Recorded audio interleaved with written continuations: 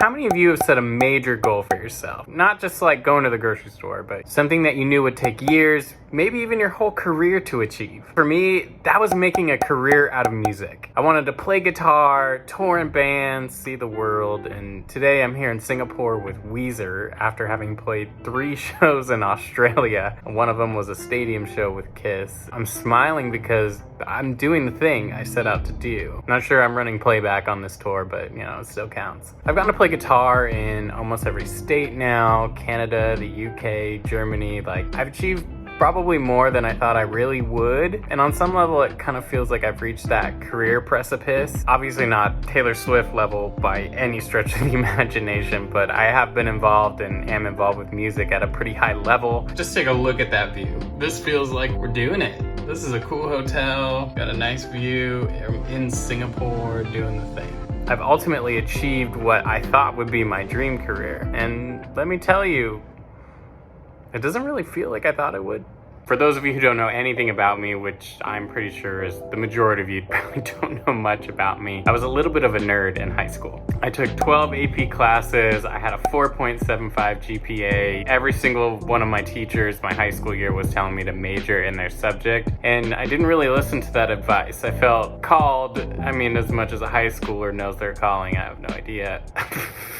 There definitely was an element of me that wanted to use music as an outreach tool because music is the thing that definitely brought me closer in my own faith. I think there was this underlying sense that I really wanted to be in music because I thought it would make me feel important and it would make me feel like I'm doing a cool job. So all the bullying and all the crap from high school and junior high was worth it because look at where I am now. I definitely wanted that societal affirmation. I kind of denied the advice of my parents and my professors and my teachers who were like, don't do that, that's not a good major. I ended up going down that route and pursuing a career in music. It took some convincing, but my parents eventually got behind me doing it and pursuing the dream, and I went to USC. I majored in music industry, I graduated, and I had to figure it out. I'll keep it short today since I already detailed the craziness of doing mixing, production, podcast engineering, vocal recording, playing at church, doing local gigs, and tours all at the same time in my side hustle video. Honestly, I was exhausted then, and I am even more exhausted now. It's been 8 years since I graduated college and 6 years since touring became a part of the job repertoire, and I am feeling very beaten down by the grind. Music is like 90% a job to me now, and I have to admit that my desire to play guitar or even listen to music is pretty much gone. When I drive, it's either complete silence or I listen to a football or Star Wars podcast. I don't go to shows unless it's someone that my wife really wants to see. I can't remember the last time I learned a song on guitar just for fun. Just here to make that bag, yo. I kid, but on some level it is true. I music to pay bills, I don't music for fun. Once I get back from this current run I'm on, it'll be 2 weeks since I've picked up a guitar or played a guitar at all, and I know 2 weeks is pretty short in the scheme of things, but I don't think I've ever gone that long since I first picked up a guitar. I'm sad that my joy that came from playing guitar is gone, and my desire to just create and make music for the fun of it is gone. And it's been like this year and truthfully most of last year as well. But I also don't feel really that sad about it. I'm a little bit indifferent. It just kind of feels like But my guess is many of you, whether you do music professionally or not, have definitely felt burnt out with music at some point.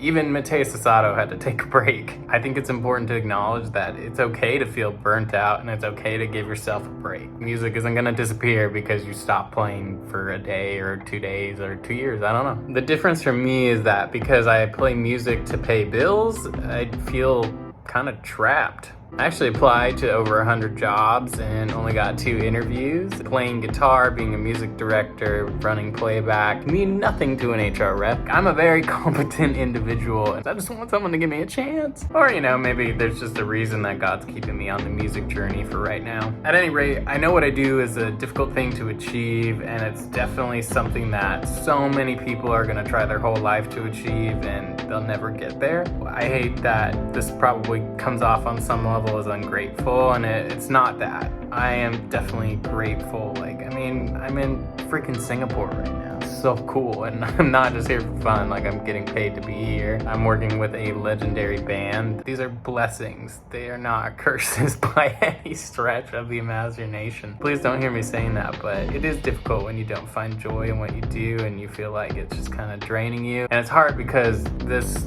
career was definitely a source of joy for me before, and it's just kind of slowly beaten me down over the past couple of years. Keep finding myself wondering if I'm gonna get out of this funk and suddenly feel into music and inspired by music again, or maybe I'm just gonna go on to a different path, but I have no clarity right now, and that's a strange thing for me. I very rarely know exactly where I'm going or what I'm trying to do, but I pretty much have always had some sort of direction in my life, and right now I feel like I have none. I will say this, I've really enjoyed making these YouTube videos, so while I may not always be stoked about guitar or playing guitar, I am really stoked about making these videos and how the community has grown. I know we're very small still at about 5,000 subscribers. I do really appreciate each and every one of you, and so many of you comment really nice things, and I know you watch the videos, and it's really cool to see how God can use this platform to, you know, bring encouragement or joy or entertainment or whatever it is to your life through this. So I'm very excited about that. I'm also not shy about it. I would love for YouTube to be a career for me, or some significant portion of my career, so that doesn't happen without you guys watching and all that. So thank you guys for participating in that and helping this thing to grow. I've also enjoyed the music directing side. As of late, I've gotten to do a headline show for Haid in China. I also put together Emily's show for her Austin City Limits set. Very stoked about that. Very sad I'm not playing at that one. I'm sure it's gonna be amazing. Both of them are very collaborative people, and they're really nice people, and that makes all the difference. I do enjoy the challenge of trying to create musical transitions that are as epic or well crafted as David Cook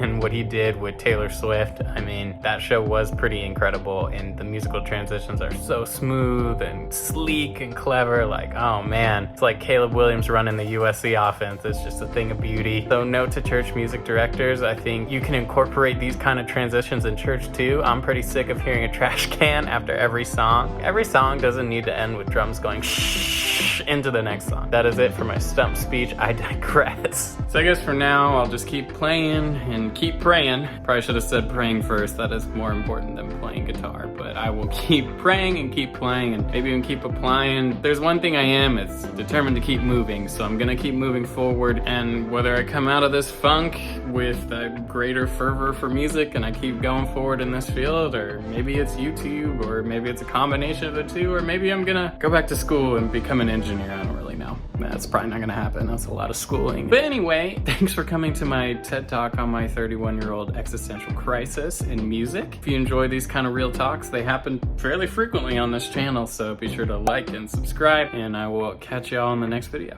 Yay! Good job!